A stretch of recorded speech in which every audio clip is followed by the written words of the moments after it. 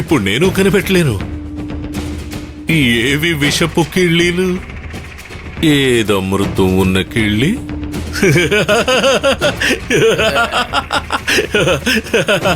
నవ్వరా.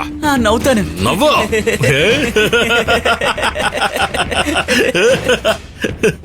అయ్యగారు, అయ్యగారు, మీరు నాకు అప్పగించిన పని నేను సరిగ్గానే చేశానండి. న్యాయంగా మంచి తాంబూలం మీరు నాకివ్వాలండి. అయ్యా, ఈ ప్రపంచంలో నాలాగా న్యాయమైన తీర్పు ఎవ్వడూ చెప్పలేడు. ఇది నీకు కూడా తెలుసు. నేను తీర్పు చెప్పేశాను కదా, కిళ్ళి తీసుకొని తిను. పోనీ నేను తినిపించనా? అయ్యగారు, అయ్యగారు, నేను మీరు చెప్పినట్టే చేశాను. నా మీద దయ చూపించండి. మీరు చెప్పినట్టు బొంతలన్నీ నేను దొంగిలించాను.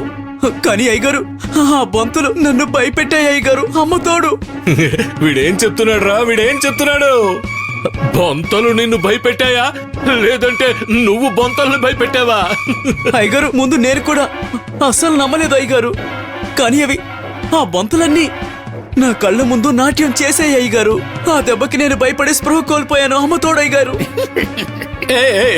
ఏంటి దాము, అతిగా నవ్వుతున్నావు? అమృతం కిళ్ళి నీకే అనుకుంటున్నావా? ఆ తేలు ఎలా అదృశ్యమైంది నువ్వు నాకింకా చెప్పలేదు. ఇక్కడ నిలబడి ముసిముసి నవ్వులు నవ్వుతున్నావు. రే, ఆ తేలు మాయమైన ఈ పెద్ద తేలు ఇక్కడే ఉంది. చెప్పరా, ఆ తేలు ఎలా అదృశ్యమయ్యింది? అయ్యో అయ్యగారు, నేను ఆ తేలిని చూస్తున్నాను, కానీ అది హఠాత్తుగా మాయమైపోయింది. అది ఎటెళ్ళిందో నాకు తెలియదు అయ్యగారు. పైకెళ్ళిపోయిందేమో. అది ఎక్కడికి వెళ్ళి ఉంటుంది అయ్యగారు? అసలు ఇంతకీ ఆ తేలి ఏమైపోయింది? ఈ ప్రశ్న నన్ను వేధిస్తోంది స్వామి.